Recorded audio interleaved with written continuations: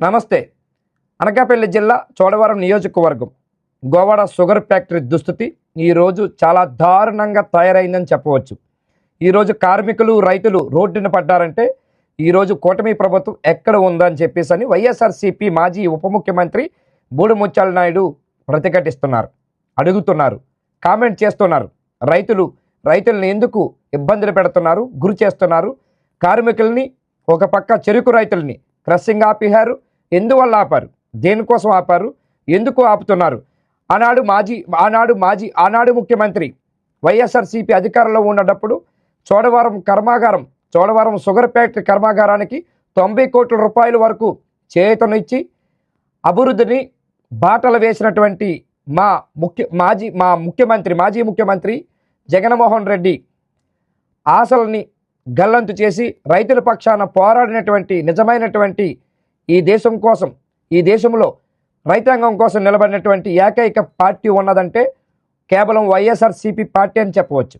అట్లాంటిది ఈరోజు Chodavaram sugar factory దుస్థితి ఈరోజు దారుణంగా తయారవటానికి కారణం కూటమి ప్రభుత్వం ఎలక్షన్ ముందు అతి దారుణమైనటువంటి మాటలు ఇచ్చినటువంటి మాటల గారడీలు మాటలు చూస్తూ ఉంటే చాలా దారుణంగా ఉన్నాయని చెప్పవచ్చు.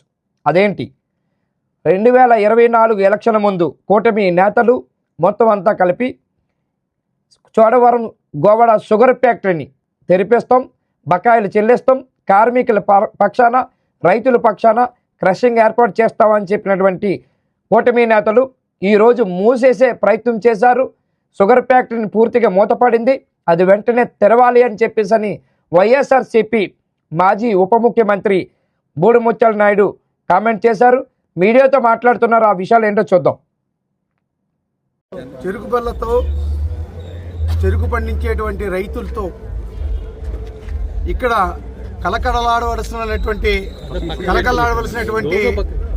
ఈ కాట బోలికంతాడ కాట ఈరోజు ఇక్కడ ధర్నాని ఏర్పాటు చేసేటువంటి పరిస్థితి రావడం ఈ ప్రాంత రైతుల తాలూకా దురదృష్టం.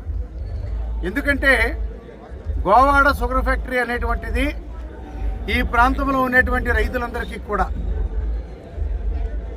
ఎప్పుడూ కూడా సంవత్సర కాలంలో పండించినటువంటి చెరుకు పంటని నిర్ణీత సమయంలో కాటాల ద్వారా షుగర్ ఫ్యాక్టరీకి తరలించుకొని సంక్రాంతి సమయానికి ఫస్ట్ పేమెంట్ తీసుకునేటువంటి పరిస్థితులు గతంలో ఉండేవి. గత ప్రభుత్వం అంటే వైఎస్ఆర్ పార్టీ ప్రభుత్వం అయిన తర్వాత ఫ్యాక్టరీ పూర్తి స్థాయిలో మూతపడేటువంటి పరిస్థితి ఈ కూటముల పాలకుల వల్ల రావడం జరిగిందనేటువంటి విషయాన్ని ఈరోజు ఈ ప్రాంత రైతులందరి పట్ల కూడా తెలియజేస్తూ ఉన్నాం. ఎన్నికల సమయంలో కూటమి పాలకులు ఎవరైతే ఉన్నారో వారందరూ కూడా ఎన్నికల్లో పోటీ చేసేటప్పుడు గోవాడ షుగర్ ఫ్యాక్టరీని అన్ని విధాలు కూడా ఆదుకుంటామని చెప్పి మరింత అభివృద్ధి చేసే విధంగా మా తాలూకు నిర్ణయాలు ఉంటాయి, మా తాలూకు పాలన ఉంటుందని చెప్పి ఈ ప్రాంత రైతుల్ని మోసపూరితమైనటువంటి హామీలు ఇచ్చి ఓట్లు వేసుకున్న తర్వాత ఏరు దాటిన తర్వాత తప్పదగలేసే విధంగా ఈ ప్రాంత రైతులు నోట్లో మట్టి కొట్టేటువంటి పరిస్థితి ఈవేళ దాపురించింది ఈ కూటమి పాలకుల వల్ల.